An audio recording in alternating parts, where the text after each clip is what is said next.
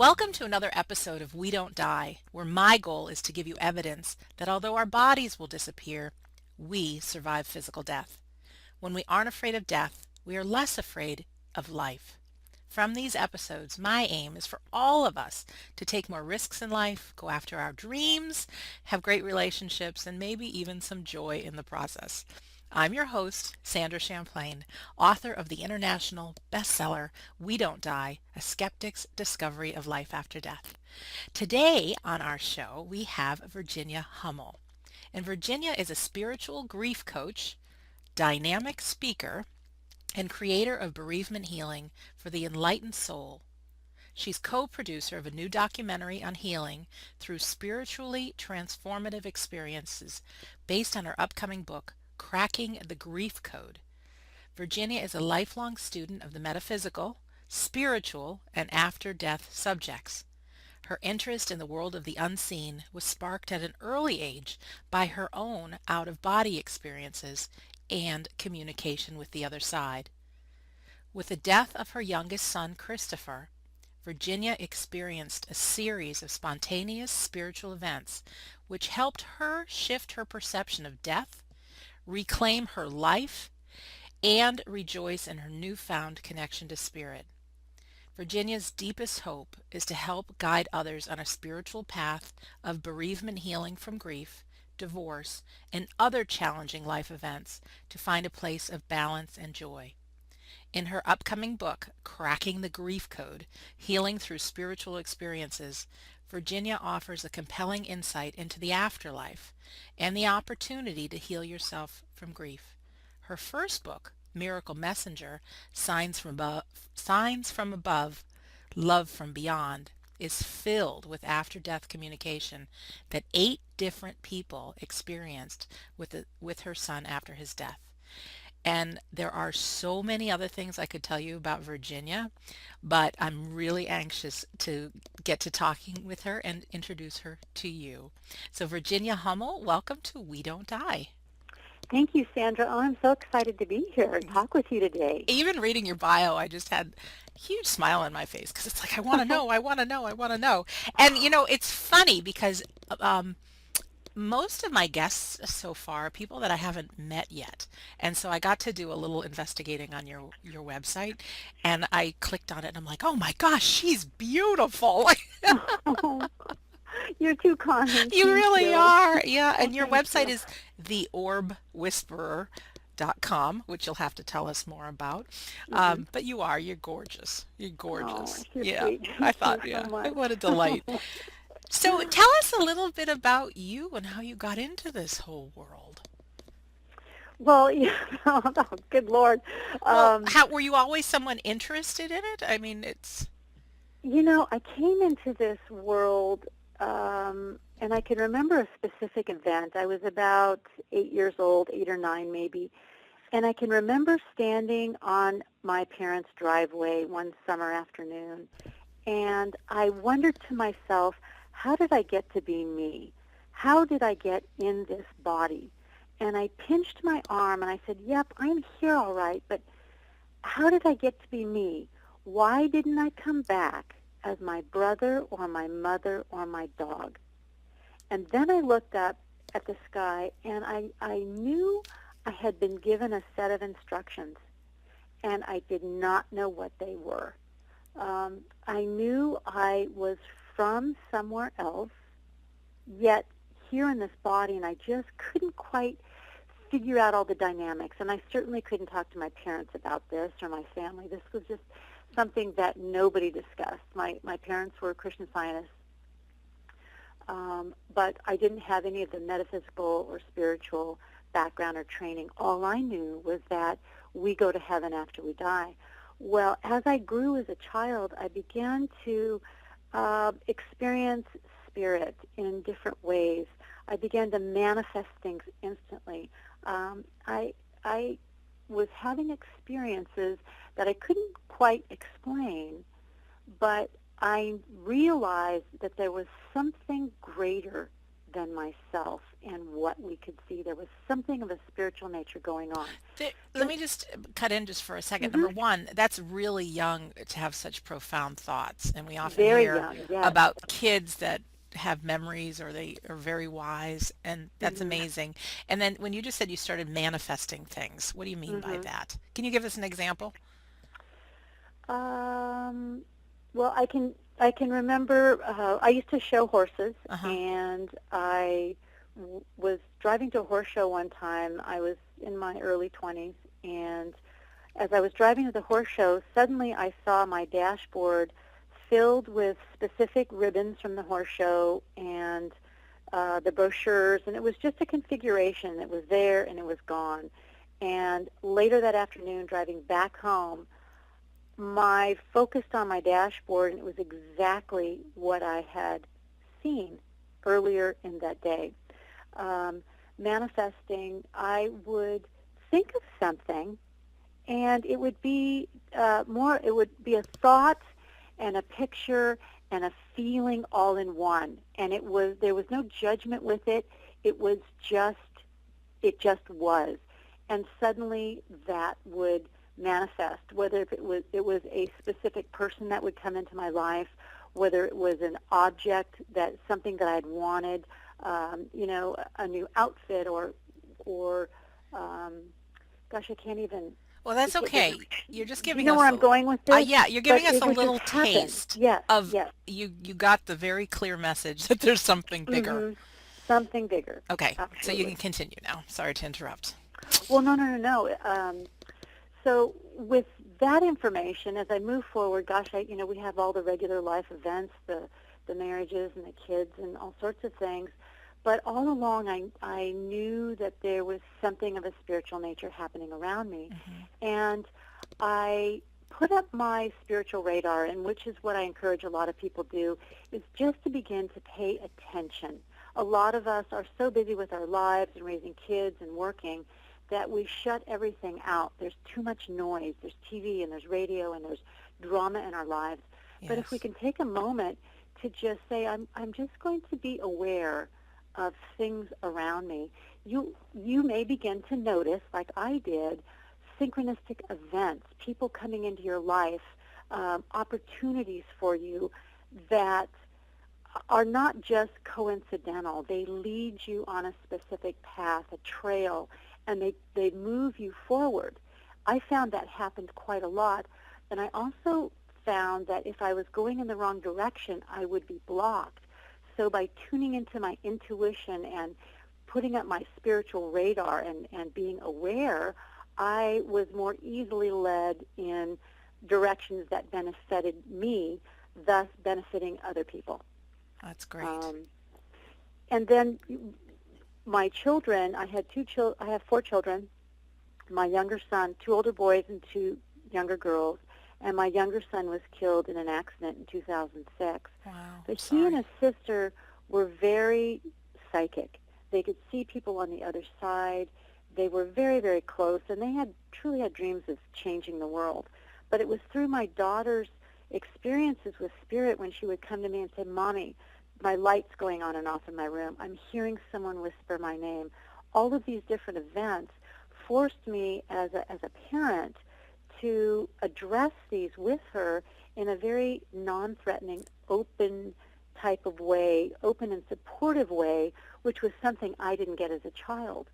So in doing that, I was able to talk with my son about life after death, and thus when he transitioned, along with my grief, I was able to tell myself, if there truly is something more, then my son will help me figure that out. And that is what has led me today to you, following Wow. that path. Wow. What are some of those signs or messages that you got from your son? And first of all, I'm sorry about the death of your son. Even as much as we believe we don't die, I know, and you know as well, the grieving is very real. And so my condolences to you and bravo to you for taking all of it and now making a difference with so many lives. Oh, thank you, Sandra. Well, the interesting thing about my experience with the death of my son. I have 4 children, and Chris was the only child that I felt that the day he was born and I held him, I knew he would cross before I did. And Hmm. it was an unerring certainty, and it terrified me. And I Sure. thought, where did that thought come from? My goodness, who thinks those things? But it stuck with me. And in metaphysics, we learn that what we focus on, we attract. So surely I did not want to focus on that. But the voice continued to whisper to me throughout his life. As a teenager, he came to me and told me he knew when and how he would die. Really? And I had never said anything to anybody what I felt at his birth and what I felt all along. And I begged him to give me the information, and he wouldn't until about 2 years later when he finally said, well, Mom, I'm going to die at age 52. My son crossed at age 25, and it wasn't until maybe 6 months after his death that I remembered that conversation, and I saw those numbers reverse themselves from Hmm. 52 to 25. And I knew he purposely did not tell me it was 25 because he didn't want me to worry. Of course not. But one of the things that is I find so fascinating, that realizing that both my son and I knew of his impending death, after his death, I was compelled to look for a larger meaning, to really dig deeper into the supposition that we are eternal beings. And that was the only explanation that made sense to me. Was my knowing actually a memory from a spiritual contract that I had made with my son before we incarnated into these bodies? And if Hmm. that was the case, why had we chosen to participate in his early death? What were the lessons to be learned? What has his life and early passing taught me? And how could I honor my son and our journey if not to embrace those lessons, remain in a state of grace, and be open to his contact as well as other experiences that were now. And just looking at your website and everything that you're up to, I mean, we're going to get into it, but I'm pretty clear that Hmm. it put you on an amazing path to make a difference. But I just wanted to ask you, have you received any communications or anything from your son after he transitioned? Absolutely. There's just so many. I completed my first book, Miracle Messenger, because he had contacted 8 different people within 5 years of his crossing, and one person who had never met him he came to. And it's just really fascinating. I think a lot of people don't know of these opportunities and possibilities to connect with our loved ones. And what a way to comfort ourselves knowing that we can go on and feel their presence and sense their presence and see them in dreams and communicate, and they can send us signs. It was truly the only thing that saved me, that lifted me up from that place of deep, deep sadness and grief to joy in the midst of my grief. When you lose a child, it's really unexplainable. I'm going to say, unless you've experienced, it's very difficult to describe the feeling to someone else. And it's devastating, and it is truly life-altering. But Sure. in the midst of that deep grief, I was filled with joy because I was aware there was something more. And every time I looked towards God and Spirit and my son for a connection, for a sign to tell me that there was something more, I received one. What can And you the give us some examples of those? Because specific examples, yes. yeah, of what some of these 8 people experienced or some of the messages you've got. Because I think there's a lot of hope that our loved ones Hmm. can give us messages, but it might help to just hear what kind of messages have been experienced. Well, they can come through the cell phone. What do you Um, mean by that? what do I mean by that? Yeah. Well, I had my son's cell phone the after he died, and the phone would ring, and I would pick it up, and I'd hear some crackling, and I'd say hello, hello, and there was no voice back, but I could sense there was someone there, and I go, well, that's really weird, and I would hang up and redial the number that dialed me, and it Mm-hmm. said, I'm sorry, this number is no longer in service. And I said, Oh. aha, something is happening. Chris is trying to come through. Well, he did the same thing with his lifelong friend, Mandy Patterson. the weekend he died, she did not know he had crossed over yet. She was receiving phone calls from an all-zero phone number, and she would pick up, and it would sound like someone was there, but it was very far away, and she began to think that someone was stalking her. The phone calls came through all weekend long, and so Monday morning, she picked up the phone and called Verizon and said, somebody is stalking me. I'm getting these phone calls. I don't know who they're from. And they said, gosh, I'm sorry. There's no record of these phone calls, and there is no all-zero phone number. Ooh, you gave me the goosebumps, Virginia. And that zero, that circle, to me, that's the circle of life. That's Hmm. it's past infinity. It's just, it's there. It's that sphere. It's the orbs that I've discovered during my grief journey. Let me give you a few more Thank you for instances. this. You're very, very welcome, Sandra. My pleasure. Spirit connects with us in so many different ways. They come through, certainly through electrical phenomenon. The lights can blink. They can work through our computers, radio. Many people will get a thought about their loved one, and then their favorite song comes on the radio. That's a really wonderful way for spirit to connect and let them know that they're with us. Hmm. And that would happen to me in my car. I would be driving along. Suddenly my head was filled with thoughts of my son, and James Blunt's "You're Beautiful" Oh, would it's a start nice playing on song. the radio. And I could feel my car fill up with my son's presence, and I was always compelled to lay my right arm across the armrest with my palm up because I knew my son was holding my hand. I Um, do that with my grandmother too, do you? Virginia. Oh, She oh. died just 1 week short of her 91st birthday. And there are moments that I'm driving and I feel Mhm. Grammy right next to me and I just reach Mhm. over and I can still feel her skin, and she had long fingernails, always polished, Mhm. and I could feel those. And oh, Oh, that's yeah. wonderful. Wonderful. They can come through animals, they can come through the after death communication. Generally between 2 and 5 o'clock in the morning is when our psychological and physical defenses are at their lowest, and our ability as spirit, as a spiritual being, is able to reconnect with that divine place that we come from. And so that's the time that we receive a lot of after-death communication, dreams, or visions. We might wake up and see someone standing at the foot of our bed. Yes, that happens a lot. I hear those Hmm. stories. Hmm. My favorite, absolute favorite, my son appears as a hummingbird. Now, I can't honestly say if his little soul is inside the hummingbird, but I know he's very much connected with it. And for me and many of my family members and friends now, a hummingbird has become a sign of a connection to spirit.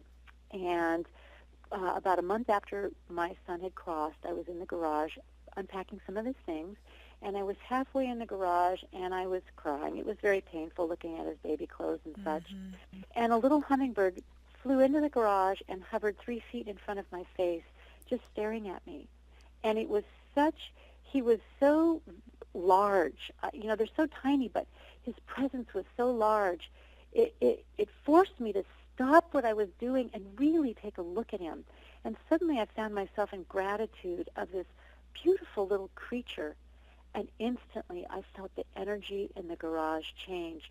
I could feel the molecules in the air, and inside of me there was a vibrational change, and suddenly I could feel Chris everywhere around me. Wow. And it was a moment that shifted me from sadness and despair to hope.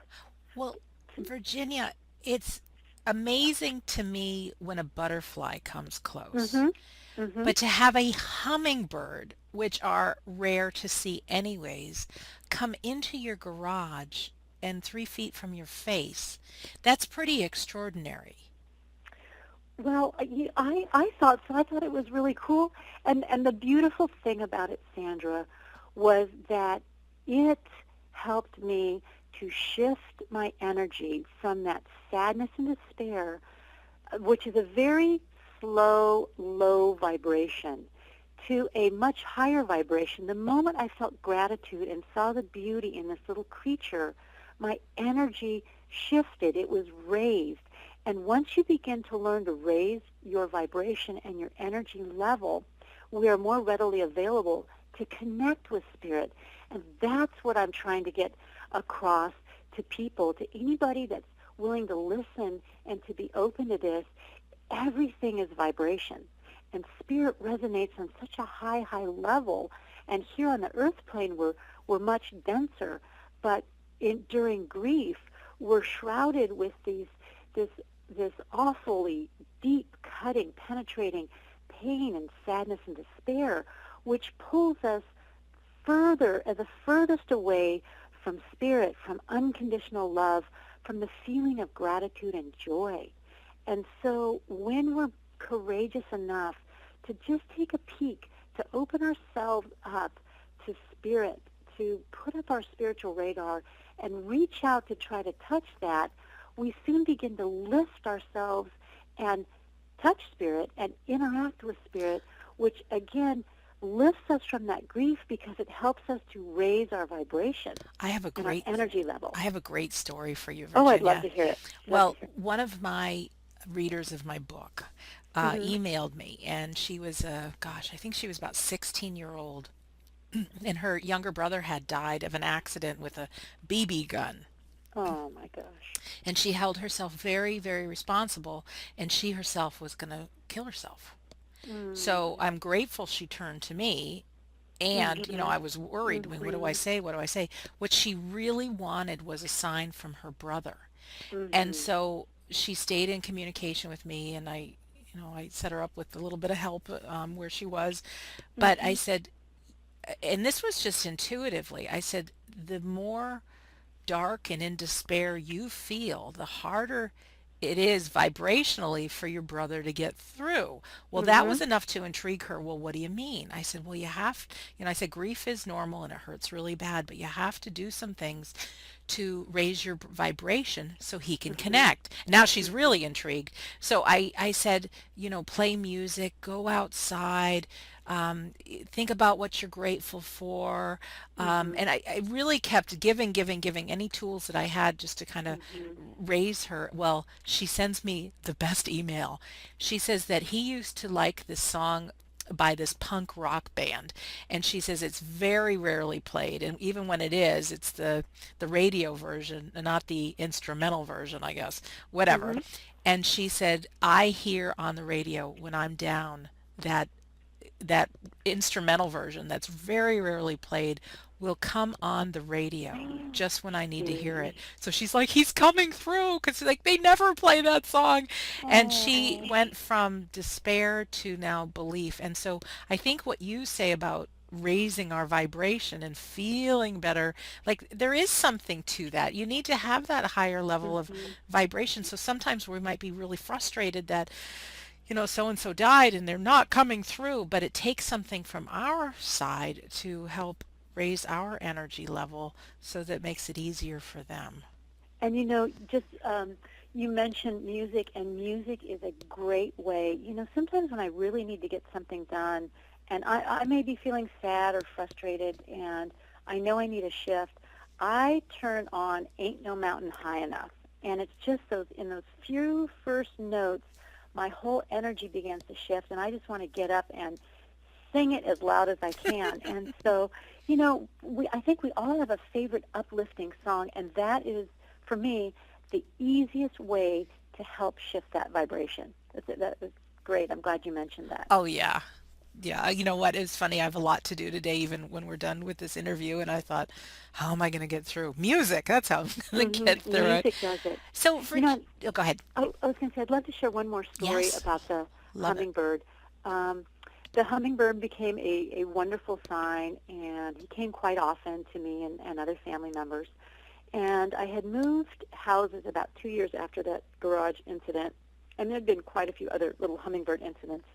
And I was in the new house, and the movers hadn't come yet, and I was in the master bedroom just unpacking a few boxes and things I brought. And I wondered to myself, gee, I wonder if Chris knows I moved. And then I kind of bonked my head like a V8 thing Like, and said, well, duh. geez, of course he does, right? Right. Well, instantly I heard this little brrr, and I'm like, what is that noise? And I went to investigate, And I had left the sliding door to the living room open about a foot. And in the living room, a little hummingbird had flown and was trying to escape through one of the three big picture windows. Wow. And I thought, oh my gosh, well, that's a coincidence. I think of my son, and within seconds, there's a hummingbird in my house.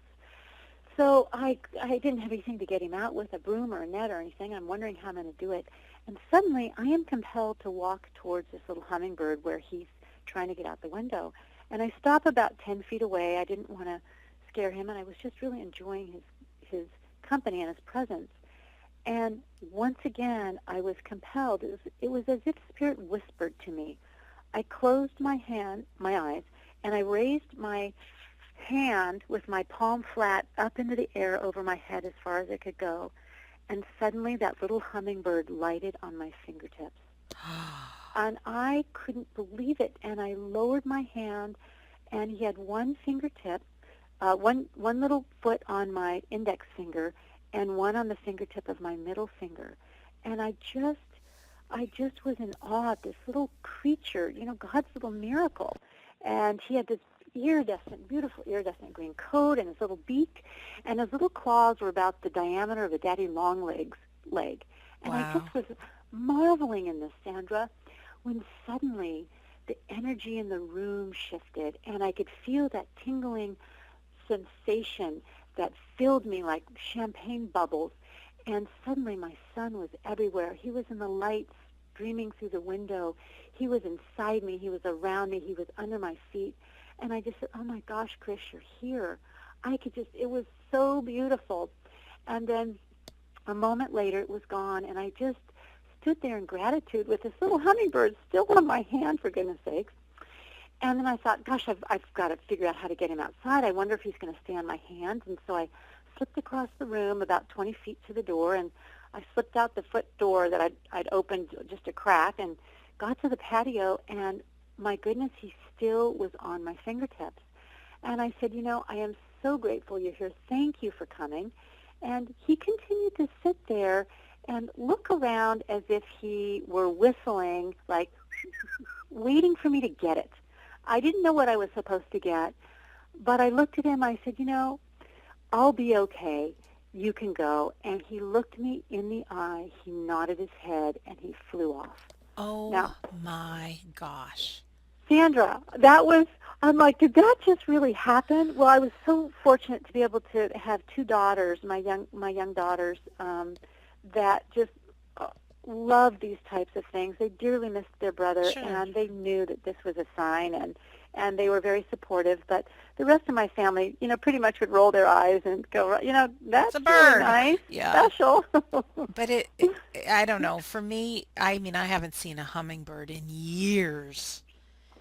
And Mm. to have both the garage and even coming into the house and staying on your hand when you walked outside.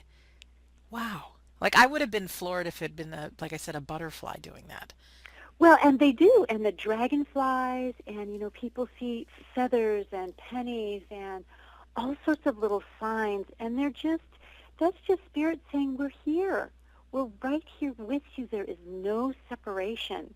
And that's the things that I hope that people will look for, even in the midst of their deepest grief. It's important that we grieve, and you know that, Sandra.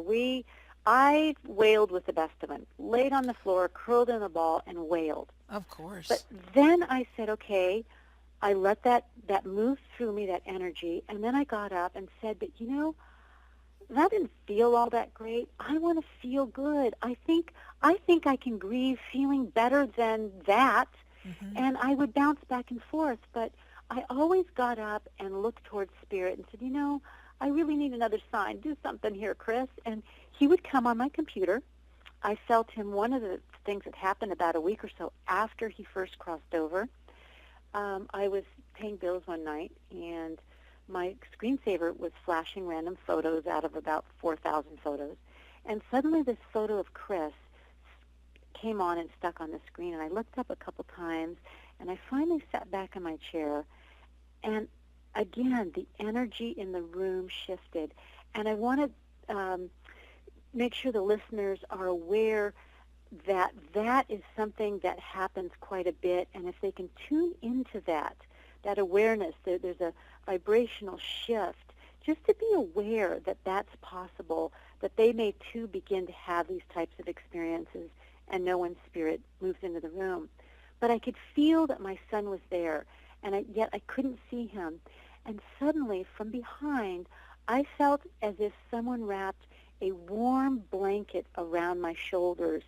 And then I felt through the top, my crown chakra at the very top of my head, something akin to warm syrup as it just spiraled through my body.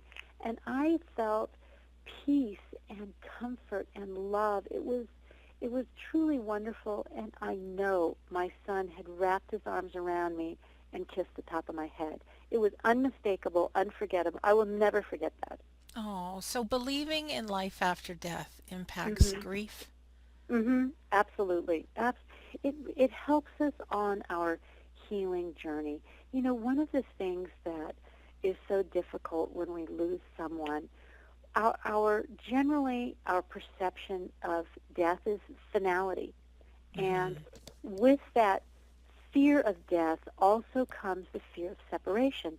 As a parent who's lost a child, I, my son's gone, and I'm a mother. Where is he? Is he okay? Is someone Yes. taking care of him? I didn't do my motherly duty and protect my child. And then I think down the road, my gosh, he'll never be married. He'll never go through these milestones. Well, what I've discovered on my journey is that through the premonitions that I had of his early departure, and through his premonitions, it encouraged me to reach out and begin to read and research. And I discovered other parents who had also had premonitions of their child's early passing, along with Interesting. the child knowing this. And when we begin to look at this information that comes back from near-death experiencers about the other side, we read about children's past lives. If a child has a past life and they give us very detailed information that can be proven, we know something is truly happening. If they've had a past life, that means that all probability they're going to have a future life. And so when I began to take all this information in, I realized that it was able to help me shift my perception of death until I was no longer fearful of death.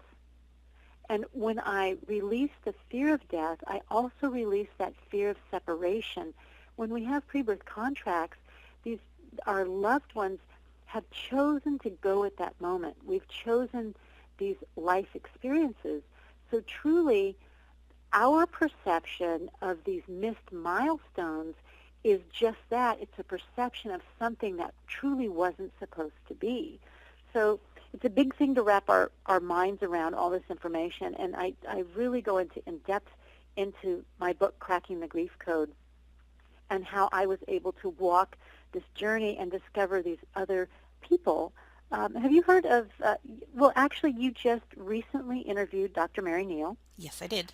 and she's written To Heaven and Back. Hmm. Her little boy at age 4 or 5 years old, she remembers a conversation when she said to him, Willie, when you're 18, and Willie stopped her and said, Mom, I'm not going to be 18. Don't you remember that was the plan? Now, so many Oh, parents have had similar experiences to Mary Neal and myself. Scarlett Lewis, a mother whose child died at the Sandy Hook Elementary School in the shootings, she knew at her son's birth that she wouldn't have him for very long. And about a week before his death at Sandy Hook, he had asked his dad how would he recognize his grandmother in heaven. And his dad was like, what are you talking about? You're not going to die. He goes, no, but I need to know, how am I going to recognize grandmother when I die? And oh then my the goodness. parents were supposed to meet, I believe, the afternoon in the classroom. It was just before Christmas for, I think, a holiday project. And the little boy was very melancholy, and he kept telling his parents, it's not going to happen. It's not going to happen. And then the day his dad took him to school and dropped him off, Jesse placed his hands on his father's shoulders and said, Dad, I want you to know it's all going to be okay and that I love you and Mom. And he turned around and walked off. And a few hours later, he was killed in that shooting. But something else happened. A week after, Scarlett received a box of Jesse's papers from school. And in that box was a drawing that Jesse had made, a precognitive drawing of a little boy with angel wings standing across from a menacing figure who had had his face scratched out, blacked out with a black crown. Jesse knew something was happening. Jesse knew he was transitioning. His mother knew this from his birth. She didn't know when, but, Scarlett has embraced life after death, and she's very aware of the flickering lights, and Jesse came to quite a few people just after he crossed over. So when we begin to take all of these things, Sandra, and you know them, you've experienced quite a few of them, when we put them all together and we really can see the bigger picture, that there is no separation. It's just a different state of existence. We can connect with that. That's what's most important. It will help us shift our perception of death and thus shift our perception of the way we see grief and our ability to heal. And that's what I want to ask you, because out of all of this, out of your experiences, out of your belief that Chris is still around, obviously you've made, you're doing some really tremendous things. And why don't you tell us a little bit about what you're up to? And it's so obvious that the contract you probably had with Chris was so that you could go on to do what you're doing, because you're doing some really profound things to helping people through grief. And it's not just the loss of a loved one; it can be loss of a relationship. And why don't you Hmm. explain really how your life has changed after his death and knowing that we don't die? Well, I realized that, you know, we shouldn't let the death of our child define or limit us. It should inspire us to go on and do great things. And I did not want my son's death to be for naught. And so I looked for the lesson and the gift. And it would have been easy to blame a lot of things, Oh point my yeah, finger. But that didn't serve me or anyone. I knew there was a lesson. I knew there was something bigger than me, and it was my job to look for it. And it did. It has sent me, his death has been the gift of my spiritual awakening, and it has sent me on the greatest adventure of my lifetime. Now, I still miss the hell out of my son. oh I'm going to sure, say that. yeah. I do. But I embrace life. I am joyful. I have highs and lows. I sit at Thanksgiving. There's an empty chair. I miss my son. Of course. But there's so many really wonderful things we can be inspired to do when we have a spiritual awakening. And it's really through my son that I realized that being of service not only helped other people, it helped me heal my grief too. And so I'm working on a grief documentary to really visually show people these different signs, after-death communication, taking in precognition, pre-birth contracts, stories from near-death experiencers, to really help give a visual experience to what it is I experienced, in the hopes it can help bring comfort and hope and help other people shift their perception of death and really truly begin their healing. I have a good friend that I met about 3 years ago, and she was really not in a good spot. She had to leave her two young sons in a foreign country. Her husband was foreign, and even our U.S. State Department and embassy could not get these children out of the country. Wow. And she tried for years to rescue them, and they were being abused, and it was awful. And she was just at the breaking point.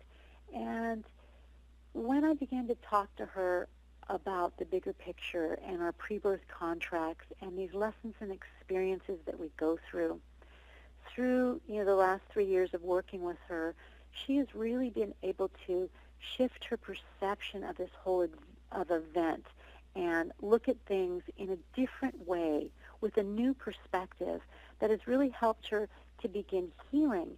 And the most wonderful thing happened. Her oldest son, it's been about 8 years since she left them there. Her oldest son this summer was able to make it to the U.S. Embassy in that country, and were able to secret him out of the country, and she was reunited with one of her sons in June, and Oh, that's great. it was just so moving for me. And how old But is the son? he is 17, Wow. and she left him, I think, when they were 6 and 4, and it was brutal. Oh, it But had to be. Had to be. and she really experienced the loss of two children on a completely different level. One of the, you've heard of Eckhart Tolle? Yes.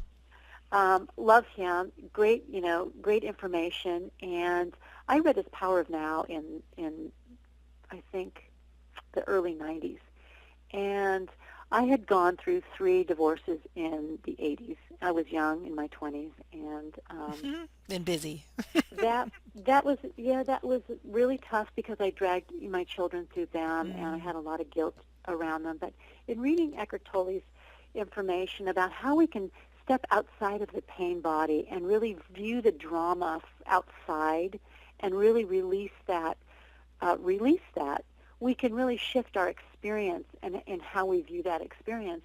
And I was able to really do that and release the anger and the bitterness and the sadness I had around those divorces. But the interesting thing was, when I lost my son, I wondered if it was possible to do the same thing.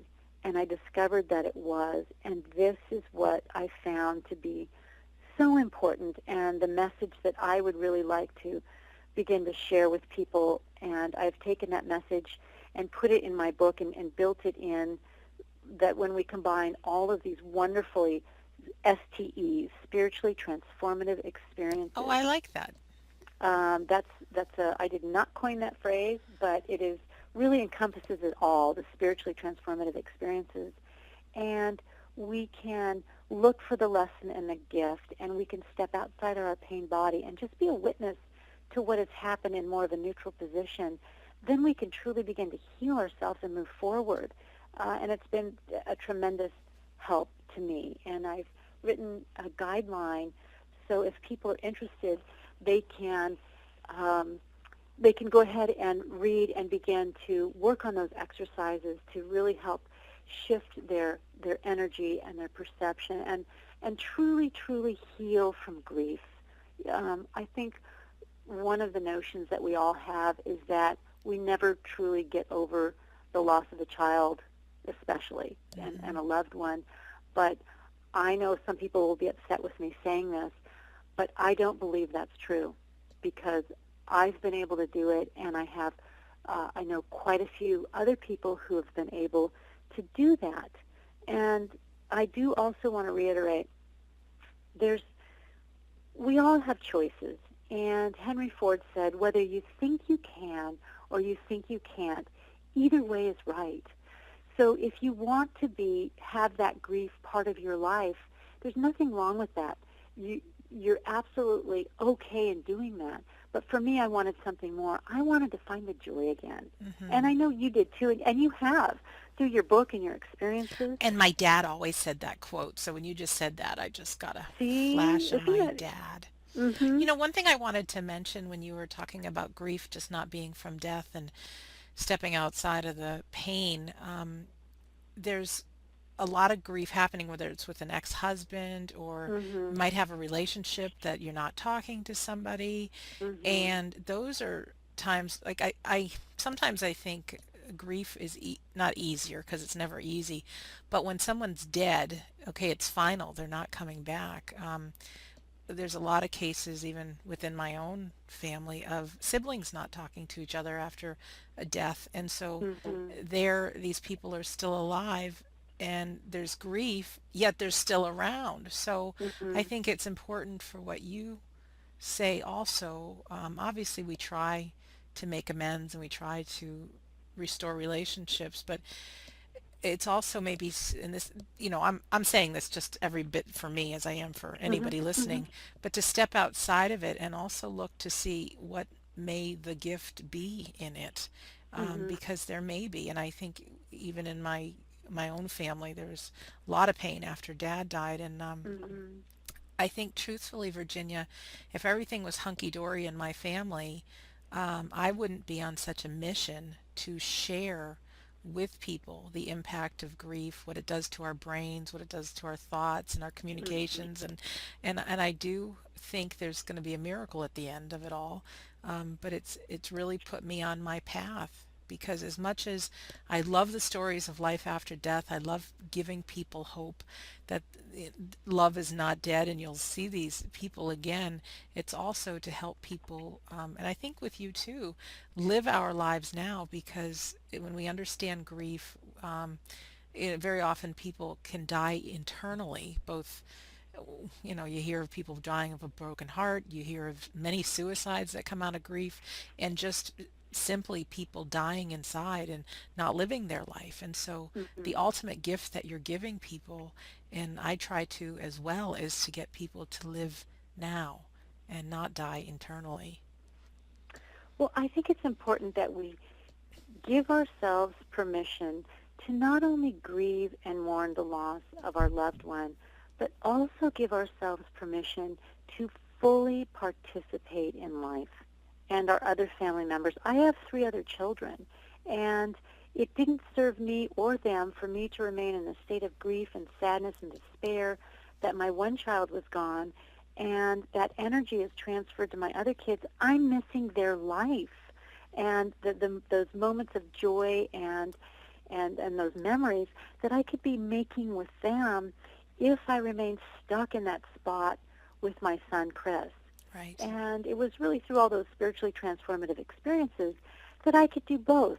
I can honor my son and the loss of my son and my grief, but I could also create a joy-filled life after loss and do so without feeling guilty. And it's a process.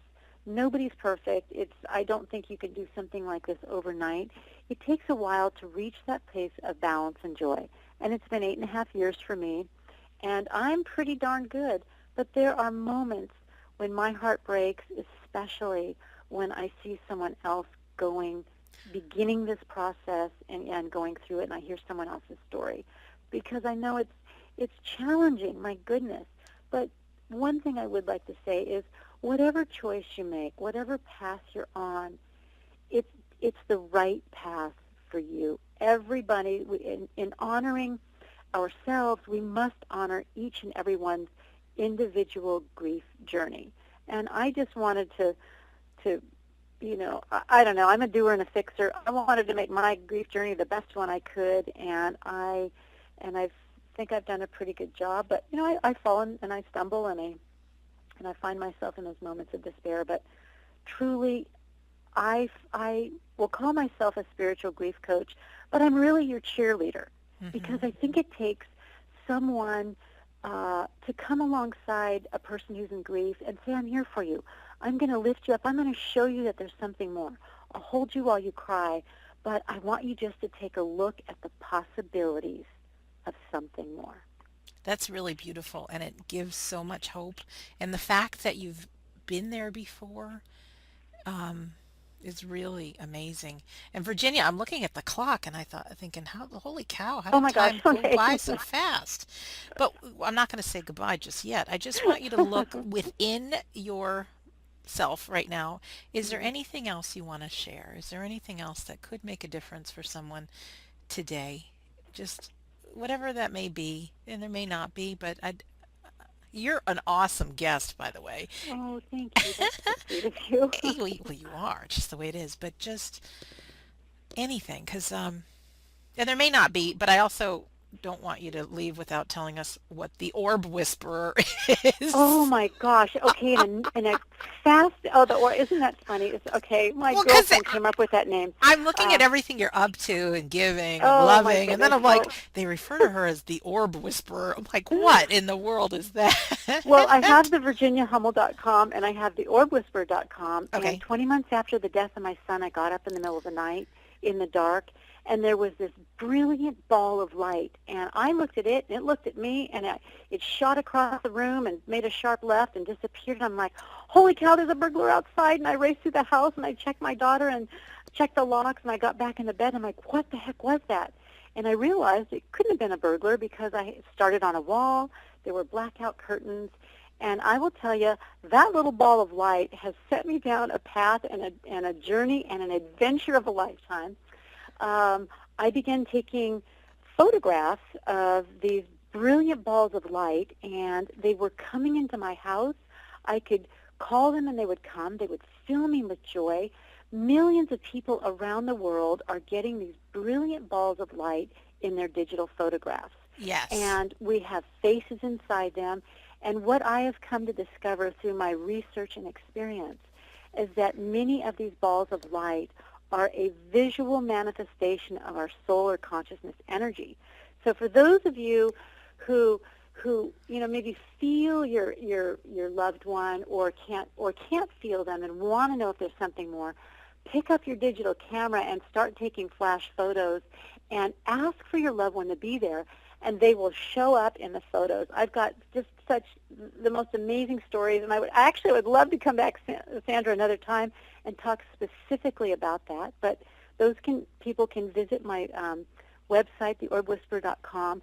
But I also have my new book, Cracking the Grief Code, is filled with orb photos and really incorporates orbs as a tool along with all of the other spiritually transformative experiences to help shift our perception of death, thus help us heal on our grief journey. That's so cool because I think of, like we said earlier, everything being energy.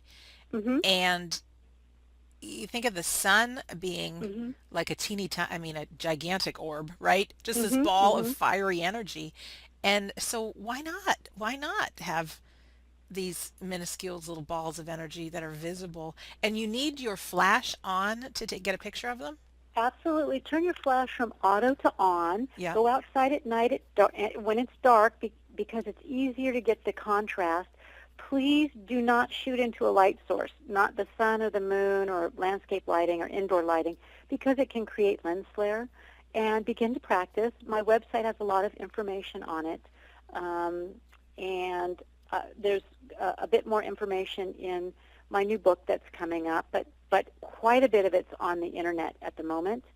Um, Hey, and Skeptic Sandra has a question though. yes, Skeptic Sandra. Skeptic Sandra. Yes, Because my subtitle of is A course. I'm Skeptic's a big Discovery of skeptic Life. at heart. People say, because I've heard them say it, that orbs are just a reflection off of dust. Well, absolutely can be, and sometimes it's difficult to distinguish between the two.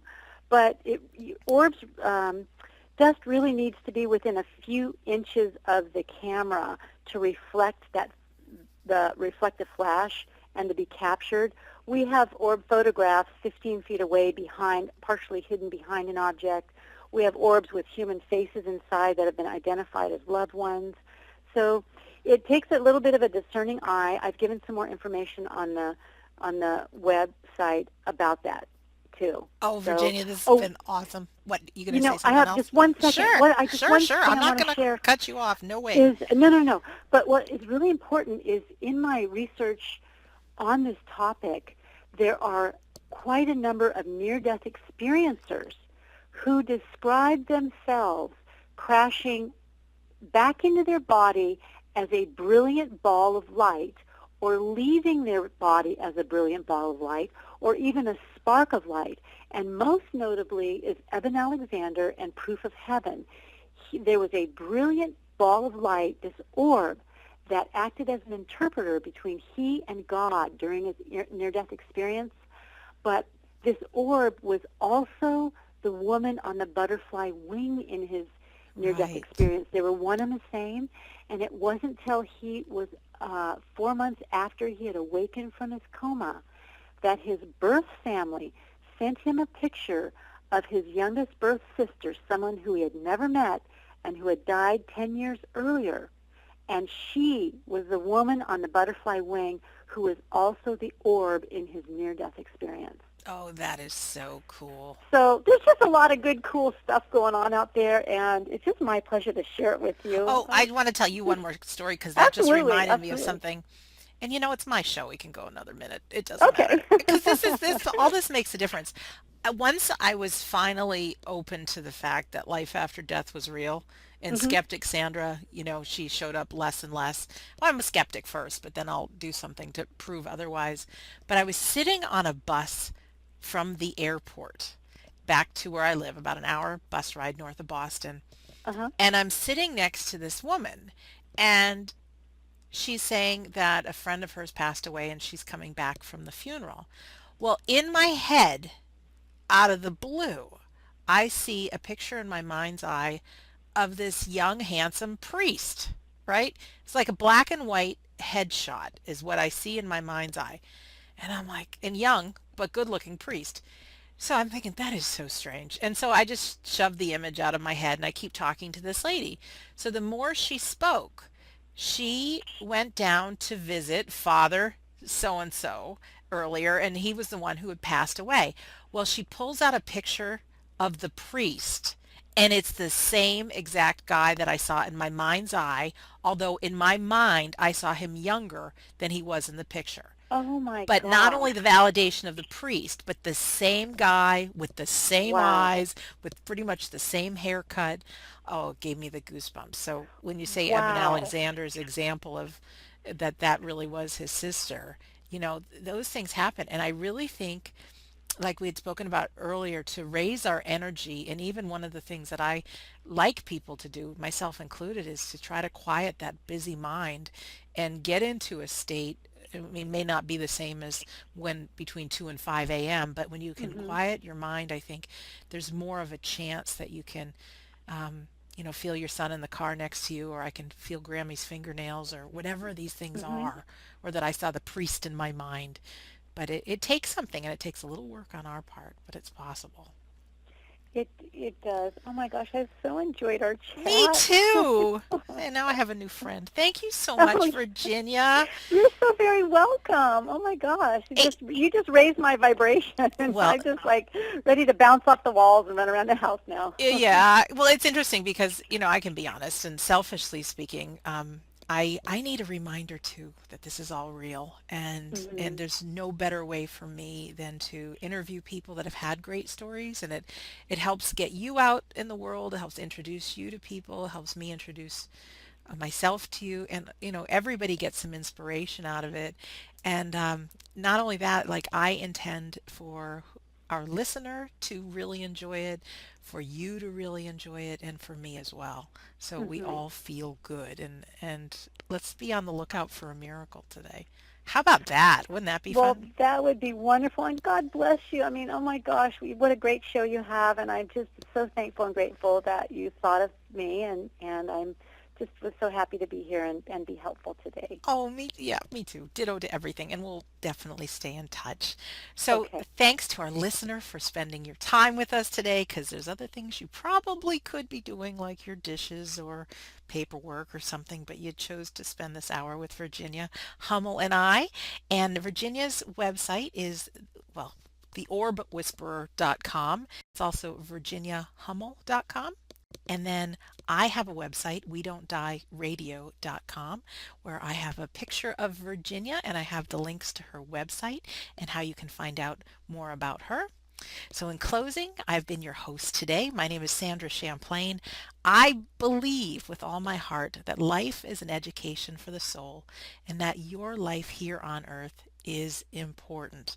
So whatever that pain it might be that you're feeling today, if we can use some of Virginia's advice and maybe step out of it and look for the gift that may